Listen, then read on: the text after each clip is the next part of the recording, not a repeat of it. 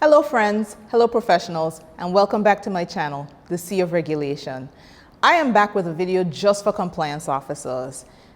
Have you ever wondered what you need to do to be effective at your job? Then this is the video for you.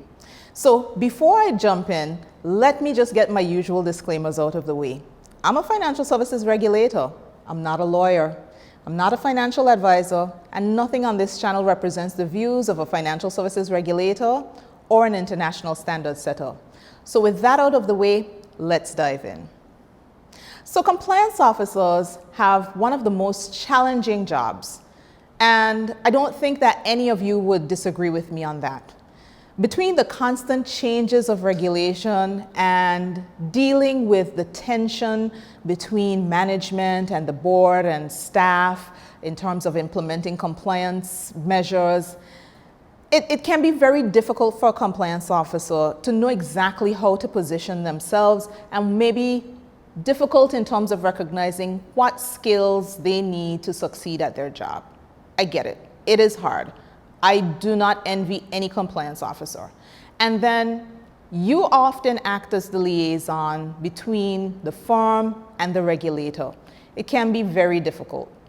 But with all of that being said, there's some characteristics that I've seen that really help compliance officers succeed and be effective at their job. So these are the 5 areas that I've seen, and give me some comments below in terms of what you've seen after you've gone through the video. The first, as a compliance officer, you need to be a strategic thinker. You have a lot of moving parts. It's like a chessboard. Things are shifting all the time, and you have to adapt and be strategic in what you're doing to make sure that you remain effective. If you cannot think of what is happening in the firm and being ready to pivot with changes in regulation, or perhaps you've been unfortunate enough to have to deal with massive compliance breaches, then it's going to be a difficult task for you, but it's one of the characteristics I've seen. And why strategic thinker? Right now, there's so much fluidity and change in relation to regulation. Regulators are putting out their strategic work plans. They're looking at different issues. They're publishing papers. And it's almost as if the compliance officer has to read the tea leaves to see which way the wind is going to blow in the next 6 months as it relates to regulation. Regulators have a bit of that to do too, but that adds to the layer of difficulty. So if you need to be an effective compliance officer, you need to work on your chess game and become a strategic thinker. The second characteristic of effective compliance officers that I've seen is that they're excellent communicators. And one of the things that you need to recognize in terms of being a very good communicator is that you're going to be communicating a message to different audiences. You have to communicate certain messages to your board. That same message may need to be communicated to your regulator. Issues that come up and are discussed and agreed at the board have to be distilled to the rest of the staff. If you participate in a compliance association, you need to know how to filter that information and put it on maybe an agenda for strategic change and direction, or an initiative that an association is working on, for that to be effective. So in terms of being an excellent communicator, you need to recognize, 1, you have different audiences, and 2, you also need to learn how to listen to things that are said and not said. And why is that important? Sometimes silence is a huge indicator that something is going wrong. And I liken the analogy to young children. You have babies playing, toddlers, and the room gets quiet, or even bigger children. The room gets quiet. Parents know that's not necessarily a good thing. So to be an effective compliance officer, you need to listen to the things that are also being said and not said. What information is being omitted from certain areas? Are there things you need to drill down on? And do you need to craft your message in one message in 3 different or 4 different ways to make sure that you can be effective at your job? It's one of the skills that I think is essential. So the third thing that I've seen with effective compliance officers is that they have a keen understanding of business modalities. Now, what does that mean? The compliance officer is not running the business. And this is Conversely, I've seen ineffective compliance officers think that they are the ones running the business. Newsflash, you're not. You're there to implement the compliance measures. And I see a lot of compliance officers getting bogged down because they think the business should be run a particular way. I am not saying that you don't have important views in relation to what the business can do better. But you have to understand what the main drivers of the business are. Go back to that point of effective communication. And if you see a risk that's being presented that can cause a business to have massive enforcement action brought against it, crippling fines, or even reputational risks with their client, yes, raise it. But the thing is to not bog yourself down and just live in that space of fighting with the board in terms of how you think the business should be run. You need to understand the business, you need to understand your role in that business, and you need to make sure that you're being effective at communicating and actually engaging on enhancing the business. And for a lot of the savvy and very knowledgeable compliance officers, they get this. And they are very clear in terms of where their role is at and where it's not. So if you want to make sure that you're effective, that's my third observation, that you have to know the business. The fourth characteristic that I've seen in effective compliance officers is that they're very analytical, but they're also very curious. And they don't necessarily take information just at face value. They tend to go into the layers behind certain issues to make sure that they're looking at whether there's more to a particular case. For example, due diligence information. We speak about due diligence all the time. And you have a particular client that is having problems in providing due diligence information.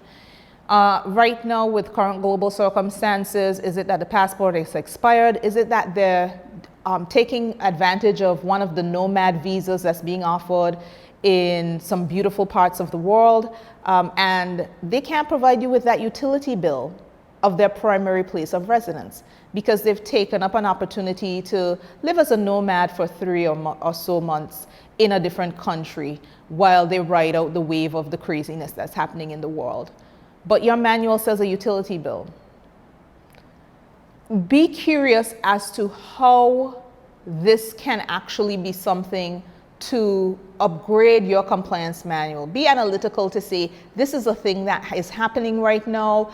This is something to say, okay, what information would satisfy me in lieu of a utility bill? Because remember, if they're living in an Airbnb or a nice villa or something, then they don't have their names on the utility bill. So they're not going to get a utility bill. And they may have turned off the utilities in their primary residence because they're not there right now. How do you address that? And going a step further, let's go back to analytical. You have a client, they have real estate. The real estate, you ask a question. It's an apartment building, great. If you are not analytical, it would allow you to miss important things. You have another client, it's real estate. Do you assume it's another apartment building? It could be that, it is a piece of property in a particular country, and that country poses no issues. But then they're telling you that they're going to expand their business. And what happens? They get property in a sanctioned country. But if you're not really investigating what's going on with that particular client, you may miss something.